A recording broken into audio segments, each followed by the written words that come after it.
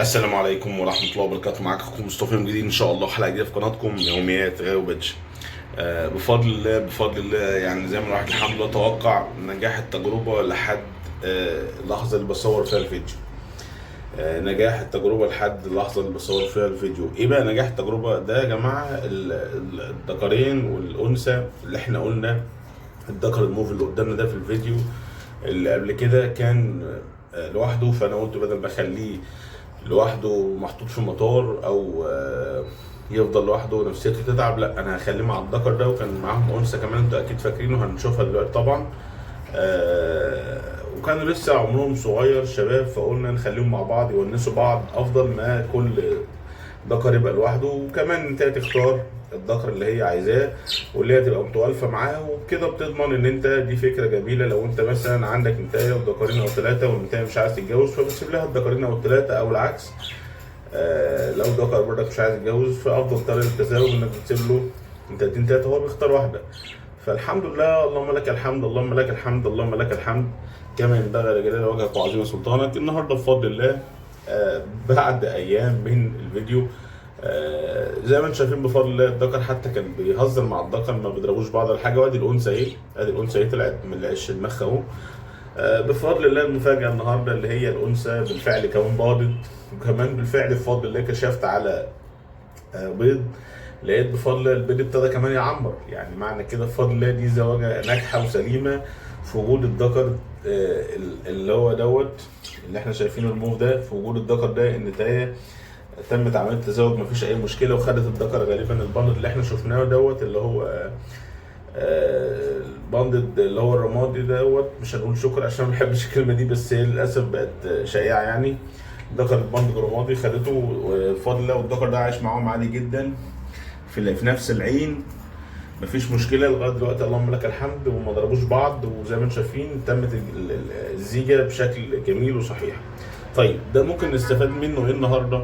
نستفاد ان انت عود طيورك دايما على الهدوء، وعود طيورك دايما على ان هي ما تبقاش شرسه، ما تبقاش عندها مشاكل نفسيه. طيب يا مصطفى، هي طيور انا هعودها ازاي؟ لا، ما هو التعود ده بيجي منك انت كهاوي، انك دايما عندك في المكان الموضوع بيبقى هادي، مفيش ازعاج للطائر دايما بشكل مباشر، ما بتعملش مشاكل، فبالتالي الطائر بفضل الله بيطلع هادي زي ما انتم شايفين، وبيبقى الطيور في يعني في المكان عارفين بعض ومفيش مشاكل. طيب مش عايز اطول عليكم اكتر من كده، وعايزين بفضل الله نفتح العش ونوريكم بفضل الله باضت كام بيضه، لا قوه الا بالله، والعمليه الحمد لله ماشيه ازاي بشكل سليم. بصوا كمان الفكره ان الذكر الثاني يعني هم اقلموا بعض ان هم عشان ما يعملوش مع بعض مشاكل الذكرين، ان هم يفضلوا مع بعض، يعني يفضل الذكر ده معاه في العش والتاني اللي يبقى بره. يعني بصوا سبحان الله، الطيور اقلمت نفسها على الوضع وخدت على الوضع. بصوا الذكر ده بقى يقعد مع النتايه جوه، لان هو غالبا هو ده الذكر اللي اخدها وهو ده اللي كسر عليها، يعني حصلت عمليه تزاوج. فبصوا سبحان الله العصافير بتفهم ازاي. ده قال لك عشان ما اعملش مشاكل، وانا كده كده عملت عشق مع النتايه ودي مراتي، يعني افضل قاعد معاها في العش لما احس ان ممكن يحصل مشاكل او اي رد فعل او اكشن بالذكر التاني، او ان هو برضه اكيد ذكر محتاج ان هو يتجوز. بصوا ده بياكل عادي جدا جدا، يعني لو حد مش الذكر اللي معاها في العش يقول ده الذكر ده بتاعها وبياكل بياكل يعني عشان ياكلها. بصوا يعني لو حد بص كده للوهله كده بالمنظر من بعيد هيقول ايه ده طبيعي قوي. الذكر اللي تحت ده هو الذكر اللي واخد النتايه وهو بياكل دلوقتي عشان يطلع ياكلها والكلام ده.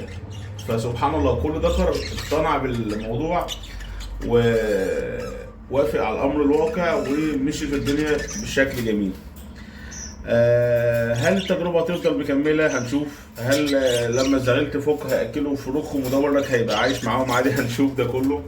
احنا مع بعض في التجربة لغاية نجاح بفضل التجربة، فده يثبت لك بس ان مفيش حاجة مستحيلة ولا في قواعد ثابته في الهوايه. هي القصه كلها انت بتجتهد وبتاخد بالاسباب وبتجرب الفكره، لان هي يا جماعه بصوا الهوايه ومعظم الهوايه بتبقى افكار ومعتمده اكتر نجاحها على التجارب. طول ما انت بتاخد التجربه بشكل عملي مجرب، اكتر ما بتسمع انت بتنجح في الهوايه بتاعتك. يعني ما تقعدش اي حد يقول لك معلومه تسمعها وتاخدها مسلم بيها وتبقى هي دي خلاص المعلومه الناجحه. لا، انت جرب التجربه، جرب التجربه، هل التجربه دي هتنجح معاك ولا لا؟ هو ده اللي انا اعرفه وهو ده اللي انا افهمه وهو ده في الهوايه اللي انا اتربيت عليه وفهمته.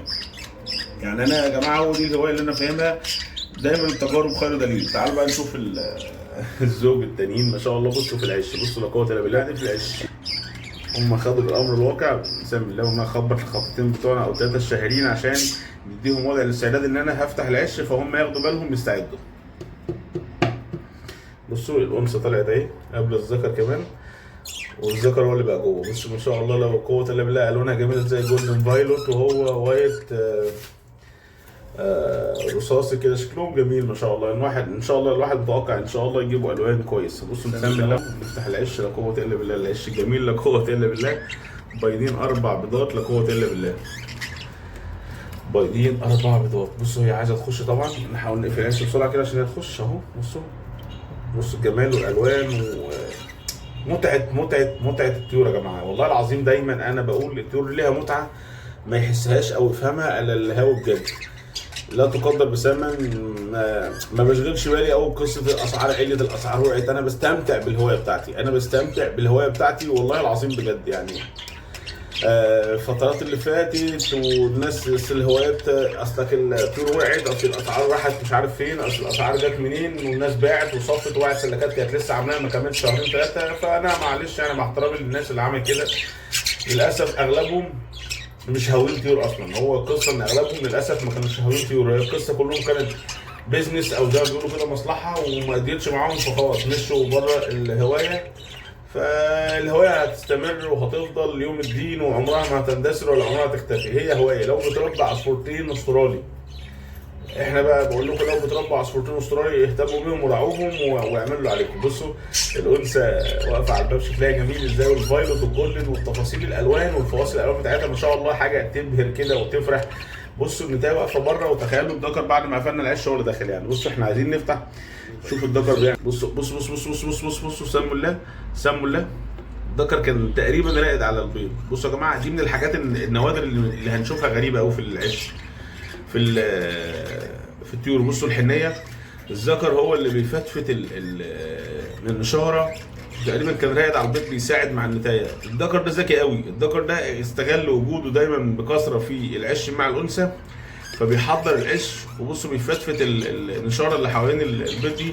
هو بيفتفتها ليه؟ عشان ينعم النشاره تحت البيضه عشان ما يبقاش فيه مشاكل والبيض ما يتكسرش. بصوا الذكر مقبل ازاي ان هو يقعد على اللهم صل وسلم على سيدنا محمد، يقعد على البيض يعني. بصوا هو كده استغل فرصه ان هو بيبقى كتير جوه العش مع النتايه، فقال يحضن بدلها شويه هي الفتره اللي بتطلع فيها ان هو يقعد على البيض مكانها. بصوا يعني دي من الحاجات الجميله اللي هتشوفها في الهوايه يعني. مش دايما الذكور بتعمل كده، خلي بالكم، مش في الغالب. انا والله اول مره اشوف المنظر ده واشوف ان الذكر ده بيعمل كده يعني، ومش دايما الذكور بتعمل كده يعني.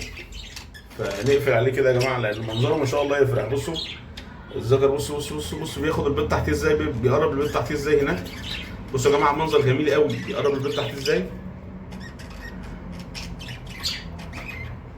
بصوا بيقرب البيض عايز يقعد عليه. بصوا عشان خايف مني عشان انا فاتح الباب، فبيقرب البيض الناحيه اللي هو قريب منها عشان يقعد على البيض ويحضن البيض. طيب نسيبه. لا قوه الا بالله. وبص الانثى بقى، بص الانثى، جمال الانثى.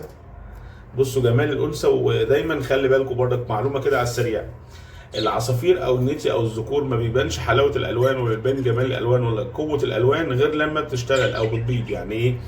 يعني دايما الالوان عندك مش هتبان بقوه الا لما العصافير تشتغل. بعد اول بطن تقريبا بيبان جمال الطيور وحلاوه الطيور، بتبقى الانثى اكتملت نضوجا وهكذا. فدي معلومه ممكن نكلمها لكم يعني، نكمل الفكره دي في فيديو عشان الموضوع ده كبير برضك ومحتاج ان احنا نتكلم فيه، عشان في ناس بتتلخبط بين حاجه وحاجه.